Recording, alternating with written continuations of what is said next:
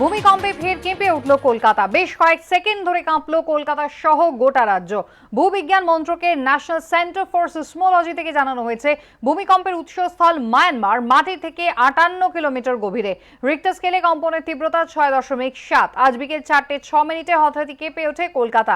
আতঙ্কে ঘরবাড়ি, অফিস ছেড়ে রাস্তায় নেমে আসেন সাধারণ মানুষ। ভূমিকম্পের জেরে বন্ধ করে দেওয়া হয় মেট্রো চলাচল, ছুটি ঘোষণা করা হয় নবান্নে।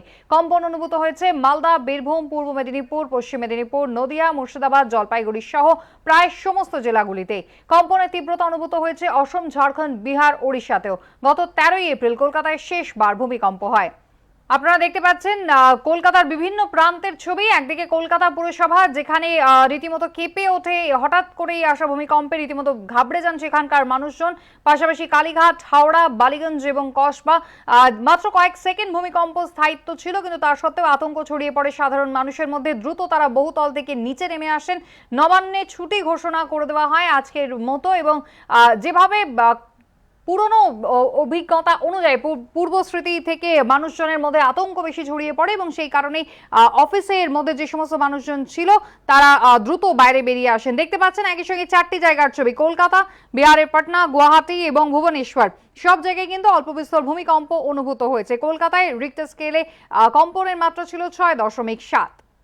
6.7 রিক্টার স্কেলে ছিল এই কম্পনের তাপমাত্রা। যদিও মাত্র কয়েক সেকেন্ড স্থায়ী হয় এই ভূমিকম্প, কিন্তু তা সত্ত্বেও কলকাতার বিভিন্ন প্রান্তে আতঙ্ক ছড়িয়ে পড়ে। সেক্টর 5 এর ছবি দেখতে পাচ্ছেন, যেখানে রীতিমতো অফিস পাড়া এবং কয়েক সেকেন্ডের এই ভূমিকম্পের প্রভাব যে অত্যন্ত তীব্রভাবে পড়েছে মানুষের মধ্যে, সেই ছবি দেখতে পাচ্ছেন। আতঙ্কে রাস্তায় বেরিয়ে এসেছেন সেক্টর 5 এর মানুষজন।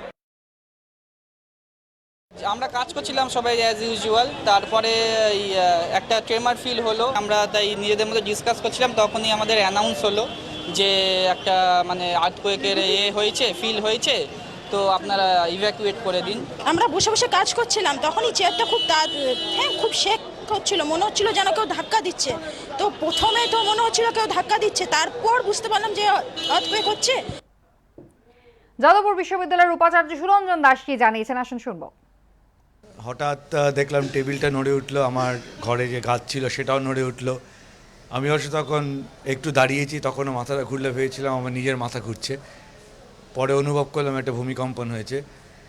আমরা সঙ্গে সঙ্গে আমি এবং আমার অন্যান্য সহকর্মীরা, রেজিস্ট্রার ছিলেন, অন্য ফিনান্সের আধিকারিকরা ছিলেন, আমরা সবাই নেমে এলাম। অন্যান্য ছাত্রছাত্রীরাও নেমে এসেছিল মাঠে। আমরা হঠাৎ করে দেখলাম যে আমাদের যে চেয়ারে বসে আছি সেটা নড়ছে। তারপর প্রথমটাতে অতটা আমি বুঝতে না পারলেও দ্বিতীয়বারে বেশ ভালোই বোঝা গিয়েছে এবং তারপর আমরা নেমে এসেছি। আপনারা দেখছেন বালিগঞ্জের ছবি।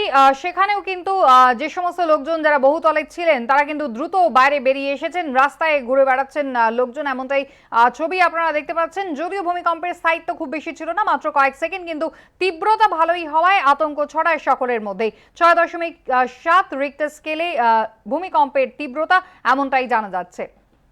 আজ বিকেল 4:06 হঠাৎই কলকাতা কেঁপে ওঠে এবং তারপরেই আতঙ্কের ছবিটা দেখতে পাচ্ছেন কলকাতার বিভিন্ন প্রান্তে। মাথাটা দুলে উঠলো, একটা আনইজি মানে বিলিভ, একটা আনস্টেবল ভাব। এরকম আমার আগেও হয়েছে, আগেও যখন ভূমিকম্প হয়েছে এরকম আমি ফিল করেছি। তো আমার সিকিউরিটি স্টাফ বললো যে নিচে চলে যান, আর্থকোয়েক হয়েছে।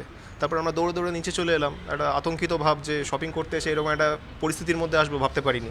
আমি গ্রাউন্ড ফ্লোরে ছিলাম, তাই জন্য আমি হয়তো অতটা বুঝিনি, কিন্তু একটা আনইজি লাগছিল, কীরকম যেন একটা অন্যরকম লাগছিল যে কি হচ্ছে। আমি বুঝতে যারা ছিলেন আর কি, ওনারা সবাই বলছে যে ভূমিকম্প হচ্ছে এই ইয়েতে।